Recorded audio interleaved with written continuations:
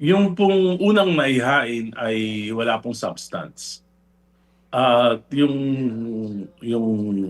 pangalawa po is sa Makabayan Black, ito po medyo extensive yung kanilang narration o mga facts. So, ah, meron po akong isang tinitingnan yung tungkol dun sa paggamit ng 23, 24, 25 national budget, yung pagpapabaya ng Pangulo na salaulain ng Kongreso yung ano na yan, yung mga budget na yan, ginamit yung program appropriation, inilagay po yung mga malalaki ang kickback na flood control at mga iba pang yung mga cat's eye, mga ganon, at pinalitan yung mga flagship programs like yung Metro Subway, yung PNR Elevated Railway ang naging bunga po ay na-delay yung ng halos 4 na taon yung dalawang proyekto na yon at mag-i-incur ng siguro po kulang-kulang 300